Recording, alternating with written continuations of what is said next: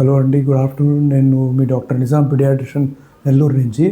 So ఈరోజు మనము junk food గురించి ఒక చిన్న డిస్కషన్ చేస్తాము.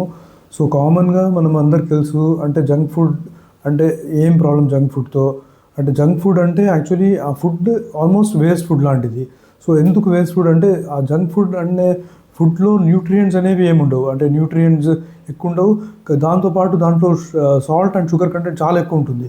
అంటే మనకు మోస్ట్ అన్హెల్తీ ఇవన్నీ లైక్ లాంగ్ టర్మ్ డిసీజెస్ వీటన్నిటికీ కారణం ఈ ఎక్కువ జంక్ ఫుడ్ తీసుకోవడమే. సో ఇప్పుడు అసలు జంక్ ఫుడ్ అంటే ఏమేమి ఫుడ్ని మనం జంక్ ఫుడ్ అనుకుంటాము. సో కామన్గా మనం జంక్ ఫుడ్ అంటే ఈ పిజ్జాస్ కానీ, బర్గర్స్ కానీ, బ్రెడ్స్ కానీ, చాక్లెట్స్ అంటే ఎక్కువ షుగర్ కంటెంట్, ఎక్కువ సాల్ట్ ఉన్న ఫుడ్. సో ఇంకా జ్యూసెస్ లైక్ కార్బోనేటెడ్ డ్రింక్స్, అంటే కార్బోనేటెడ్ డ్రింక్స్ ఎక్కువ, అంటే ఫ్రూట్ జ్యూసెస్ కూడా కొన్ని ఫ్రూట్ జ్యూసెస్లో ఎక్కువ షుగర్ యాడ్ చేసిన ఫ్రూట్ జ్యూసెస్ లాంటివి. సో ఇంకా ప్యాకెట్స్లో దొరికే ఫుడ్, ప్యాకెట్స్లో దొరికే చిప్స్ లాంటివి. సో ఇవన్నీ ఏమంటే ఇవన్నీ జంక్ ఫుడ్.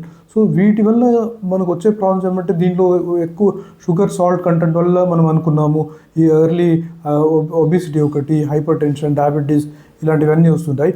దాంతోపాటు దాంట్లో యాడ్ చేసే అడిటివ్స్ వల్ల కొన్నిసార్లు ఫుడ్ అలర్జీస్ రావడము, అంటే ఇంకా కొంతమంది పిల్లలు ఈ మధ్య కెఫీన్ ఉన్న డ్రింక్స్ ఎక్కువ తీసుకోవడము, దానివల్ల వీళ్ళ హార్ట్ రేట్ పెరిగిపోవడము, ఒక్కొక్కసారి హార్ట్లో రిథమ్స్ ప్రాబ్లమ్ రావడము, సైకాట్రిక్ ప్రాబ్లమ్స్ రావడము, స్లీప్ డిస్టర్బెన్స్ ఇలాంటివి చాలా జరుగుతున్నాయి. అందుకని మనం పిల్లల్లో ఏమంటే సాధ్యమైనంత వరకు జంక్ ఫుడ్ అవాయిడ్ చేసి హోమ్ మేడ్ ఫ్రెష్ ఫుడ్ లాంటివి ఇస్తూ ఉండడం మంచిది. అంటే హోమ్ ఫుడ్డే మనం వాళ్ళు కొంచెం టేస్టీగా అలా తయారు చేసి ఇవ్వడం అనేది మంచిదండి. థ్యాంక్ యూ అండి.